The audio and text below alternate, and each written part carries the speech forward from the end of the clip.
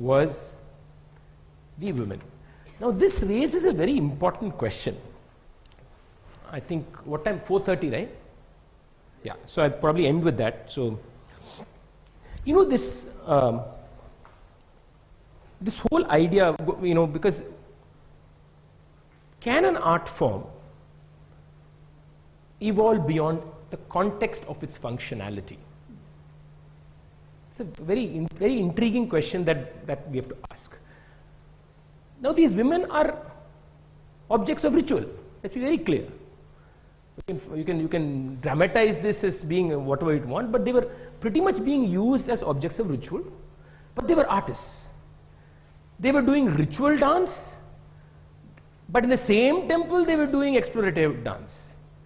They were doing, we know from stories that there were times in which they could just present a composition in front of the Lord for half an hour if they wanted. Other points, 3 minutes, they have to do a ritual performance and go away.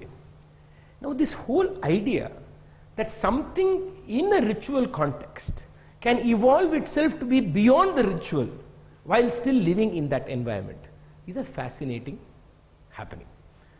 Because one of the problems we have is we imagine that Bharatanatyam became this abstractive idea only when it came onto the stage. I think that is, to me, is a complete misnomer.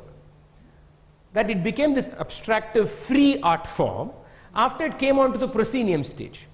I don't think so. I think that's again a celebration of the human mind.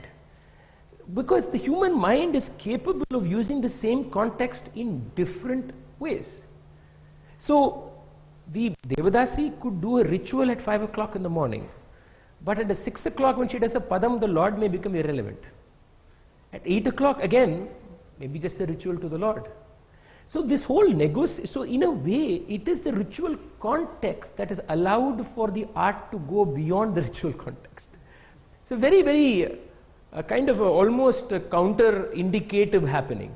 But that's what seems to have happened. And I think this is where the connections between different art forms, different composers, the Nadaswaram, the scholars, the Muthuswami Dikshitas, the dancers, there was a lot of interaction happening. So in all this, Sadir, as it was known, was holding different roles, portfolios. It was a ritualistic necessity, it was a social conditioning, it was also a social celebration because they had social roles to play, but it was also a pure artistic happening. And that the same woman or the same women were doing all this at the same time is, I think, something so spectacular. And you should also imagine that these women are also being exploited, in between all this. I mean, there's certain pathos to the whole thing. Is it to the same extent that they are exploited today in places like Karnataka? So I definitely think so. Now they are reduced to absolute penury, many of them. Many of the Devadasis were also reduced to the penury during the turn of the century. See, one of the fundamental, how did that happen? It's called we talked about the anti-Nach movement that happened. Muthulakshmi Reddy from Madras was one of the key fighters. She herself was a Devadasi who fought against the Devadasi system. But the whole collapse of the Devadasi system, which was mainly done because of the exploitation. See, you read about the exploitation from many people. Even, funnily, you read about the exploitation even in some records by British travelers in the 18th century. So even at that time, there's been exploitation has always been happening. But I think it also depends on where, who, how. So if it is a powerful temple with a powerful Devadasi tradition, then there may have not been exploitation happening. The woman, the matriarch would have been very powerful. She would have had her grandchildren or whatever. You know, they had to basically be partners. See, one thing is the Devadasis had lifelong partners. Usually they had a relationship with a man for a long time. They were not one-night stands. But they were also reduced to that once their functionality was killed. So this also brings the whole idea of the rural and the urban, and technology comes into play also. Because the transference of the rural to the urban, Madras becoming the hub, the slow destruction of their moral, ethical standing in society. All this bundles all itself together to reduce itself to more exploitation. There's no doubt that these women were being exploited. And if you came from a weaker temple, weaker town, I'm 100% sure that they were only being treated pretty much like prostitutes. And like I said last time, there were different grades of Devadasis artistically. If you were a higher class, higher caste Devadasis, I'm sure your social treatment would have been very different. But if you came from, as with any caste or class group in a non-Devadasi setup. So, but it's within all this complexity that they had this art. So one of the problems I have with the way the whole legislation was done is the legislation refused to recognize aesthetic tradition. That what we also need to protect, with protecting these women's physical, psychological, emotional being, is the fact that they have been for 100 years aesthetic beings, and that we should not allow that to die or get appropriated and they disappear, which is what has happened. Which has already happened. I mean, it's completely gone. But there, you see, the point is that at that time, perhaps it was not their choice. And what modern society is moving to is saying that the woman must choose. No, it was definitely not their choice. There's no doubt. Now it is disappearing in the sense. No, it's gone. It's disappeared long back. We're not even disappearing. It's gone. See, the problem is that, it's also, I think, a negotiation at some level. You're negotiating your own dignity. And I think that sometimes that is placed far more importantly than. There were Devadasis who didn't want the act, by the way. Who didn't want the many Devadasis were against the anti-Nach movement. They fought against it. They said this will take their rights away, takes their properties away. See, it's bundled, there's economics involved here. So when they're attached to temple, if they're attached to temple, which is a comfortable temple, say, and dignified, they have money, they have land, they have wealth. When you remove that relationship, they lose everything. So like with any act, one act does not address the layerings that are there in the communities that it is addressing, because there are different shades to it. And it's already over. It's unretrievable now. And I was going to next lecture I'll talk about the roles of the Nattuvanars. It's very important. They became the warehouse of the Devadasis dance. The men. So this whole idea of, like I said, the battle of the man is also important here, because the anti-Nach movement helped the men in the community, because the power of the women got completely killed. The Nattuvanars became the tools through which this Sadir became Bharatanatyam to the Brahmin women of Chennai. It was the Nattuvanars who made Sadir Bharatanatyam to the Brahmin women of Chennai, of Madras then. But they were actually the catalysts, and there were many great Nattuvanars, great artists who came and did that whole transformation. But so the history of the Devadasi is a very integral part to the study. Next lecture I will talk about form, detail about form. We'll try and probably get video footages of an Allaripu, Varnam, all that, so that you can see how the form is. And there are interesting debates that we need to bring there, which I would like to bring in, to the idea of form, idea of rediscovery or reconstruction. What does it do to form, and what does it do to experience? Because that's an integral part of battling what Bharatanatyam is today. What is the external force of the British? The Victorian issues also. Yeah, I think that was the primary one which was. I think it was a mixture of many things. I think there was also an internal Hindu nationalistic tradition. If you take post late 19th century, the whole movement of Arya Samaj, the Theosophical movement is such an important movement in this, because it was an upper caste, upper class, urban construction of a certain antiquity and sanctity of Indic India, as some people like to say today. And in that was also, this is why Rukmini Devi, next lecture will be Rukmini Devi who comes into play, because she plays a very important role as a person who was the aesthetic eyes and ears of the Theosophical movement. And she was making political and social commentary as much as she was changing aesthetic ideas. So, and there was also this whole, of course we were fighting the British, the idea of the classical, idea of the white versus the brown, idea of saying we are older, So all those things that disturb the sense of oldness and purity, of certain morality, and the Victorian morality was being forced. So a very complex movement. And in all this, see, other thing is, I think somewhere, this nationalistic spirit subsumed these internal squabbles that were going. So people never noticed it until its effect was seen later. So whether it was Hindu nationalism was probably fine for people because it brought people together. As long as it functioned that way, people were fine. But it was affecting communities, it was affecting traditions, it was affecting reinterpretations, and a lot of dislodging and changes that were happening. Not just in artistic India, but also in political and social India. And you see it, which I think most of what we see as India today is a post-1857 happening. If you actually look at it, it is because of that. And especially in art, you can definitely see that again and again showing its head. Good, bad, ugly are very different things. But the fact the presence is there cannot be denied. That's the point. You mentioned something about a partner. So where did they come from? So the partners for these Devadasis, if they, I guess I'm talking about powerful temples and powerful Devadasis traditions. They were usually high caste men, Brahmins, probably even landowners. They may have been Chettiars or Mudalayars. These must have been the communities mainly that they were associating with, because Devadasis were high caste at that time. They were high caste. Whereas, sorry? Yeah, Subramania Iyer.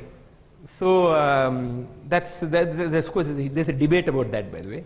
But she claimed that her father was Subramania Iyer. Some other people claim that her father was actually Pushpavanam. So there is that whole debate of who was her father. But she was very clear in saying Subramania Iyer was her father. I guess you should trust her word rather than speculation.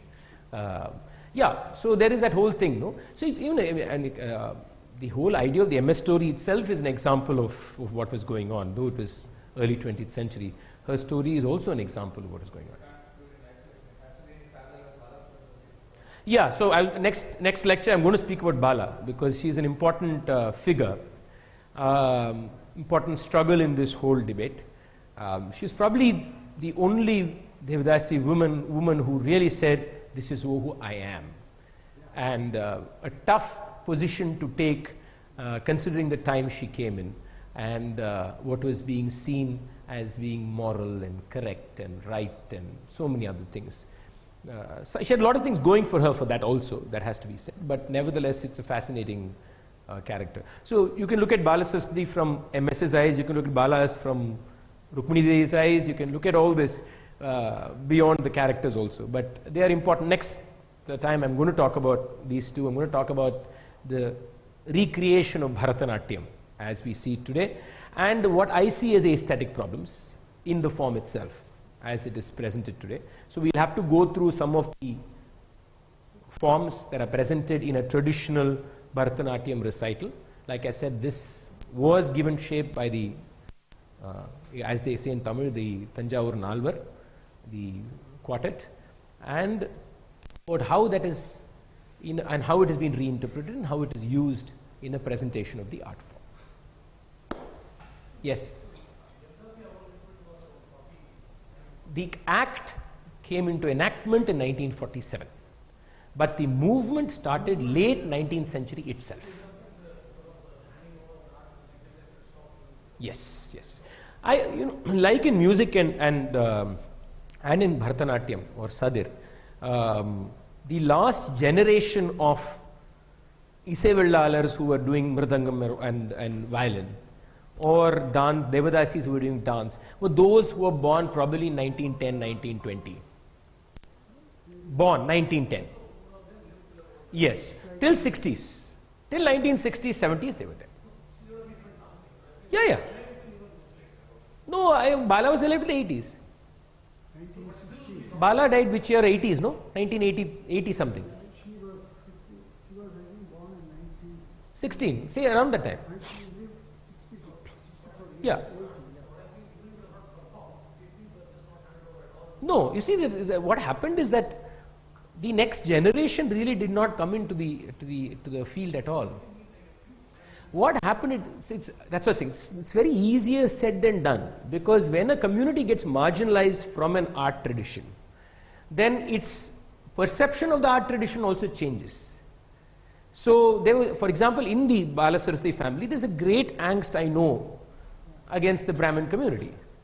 They've expressed it many times that some way their art was taken away from them, and they were never accepted as being mainstream. You know, that is always there. So what happens is, it also becomes a psychological, emotional battle. The music and dance are also, please remember also, the music and dance are being retwined, returned, reoriented. And some of these people, they were not willing to say, I'm going to make that change. So there was the carry forward of their tradition became very challenging. So that is why the Nattuvanars were the smart one in this. They saw the opportunity and they taught all Brahmin girls. I mean, they realized, because they realized, see, once the women in the community were stripped of their dignity and economic independence, they lose a lot of faith in everything else. They lose a lot of faith in everything else. And therefore, they were lost. I mean, there were the Vidasis even now alive who were in the 80s, even recently. Except, I mean, I know, for example, the dancer Sarasa. Darasa comes from the Devadasi tradition. She is probably one of the last well-known Devadasi dancers, teachers who were there. Everybody else were usually men. And if you look at everybody, Meenakshi Sundaram Pillai, Ramaya Pillai, Kittappa Pillai, Yellappa Pillai, Kandasamy Pillai. So they were all Nattuvanars, and next lecture I would love to talk about cinema, because cinema has a very important role. Because all these Nattuvanars were teaching these dancers to dance in cinema. So Bharatanatyam became like lock, stock and barrel important aspect of old Tamil cinema. And see, so the economics of that, the benefits only went to the Nattuvanars. The women lost out on all fronts.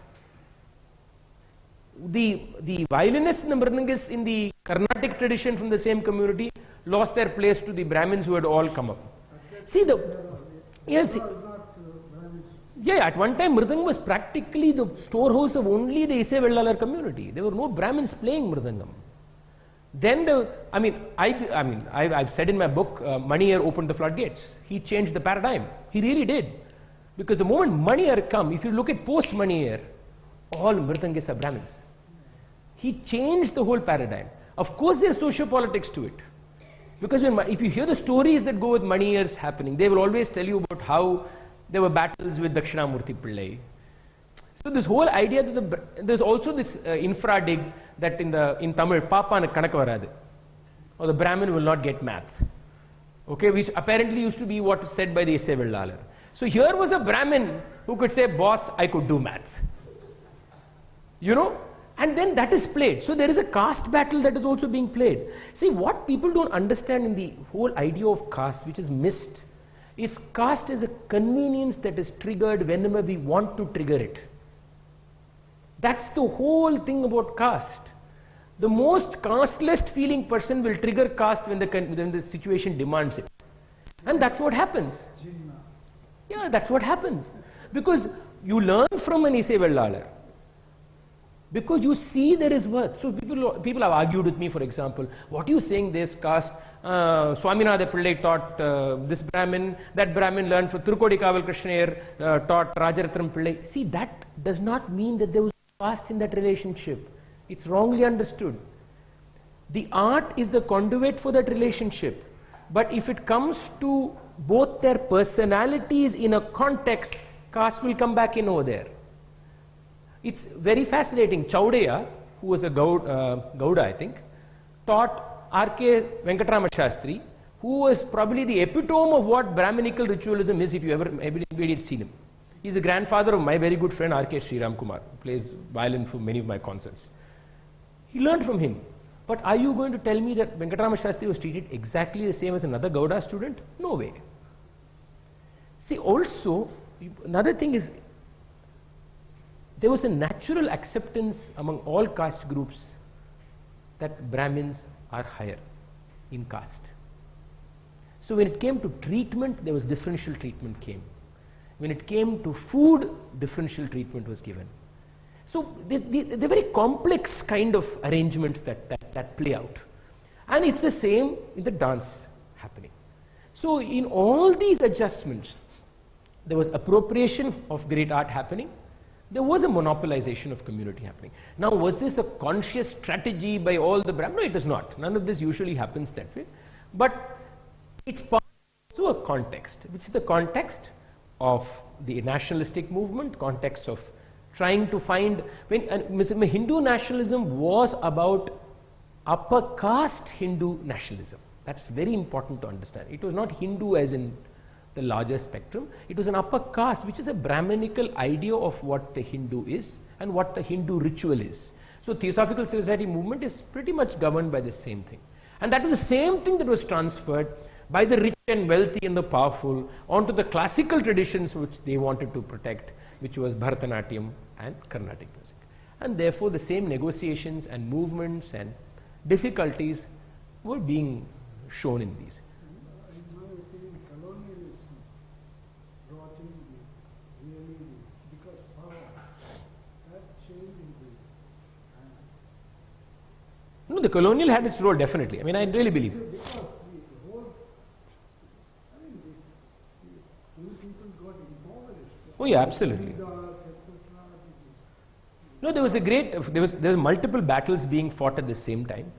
As far as I meant only for Devadas, Oh yeah, Devadasis, I think the major role was also, the Victorian and the there was the Victorian, there was the Hindu religious, there was, see here Tyagaraja plays a role of him, of, you know, such an important character that becomes the epitome of what South Indian musical culture is. So all these things, ritualism. See, ritual is a very interesting tool. We all have rituals. Ritual is our way of creating unconscious and conscious habit, and through that habit a justification of a way of living. So it's necessary for human beings. yes, it's every human being has. Ritual could be anything, but ritual is also a social cultural tool. So you establish rituals to also create certain cultural habituations. So when you even aesthetic rituals are part of socio-cultural tools in which you establish certain behavioral patterns, certain ways you should experience. So even other communities who want to be part of this have to then embody this ritual to experience it. So all these are, so for example, when the Margam, or the way the Bharatanatyam is danced today, is created, it's a ritual. But what does the ritual say? Ritual does not only say that this is the order of performance, but the ritual also says what is the texture, what is the belief system, what kind of art needs to be practiced. So when Rukmini Devi questions, she is also creating a ritual. So these are very interesting mechanisms that have been operated and continue to operate. And next time when we look at every compositional form, especially few of them, we'll have to look at this idea of habituated ritual and see whether there were any interventions, and see if it's caused a problem in the aesthetics of how we experience the art form. Thank you.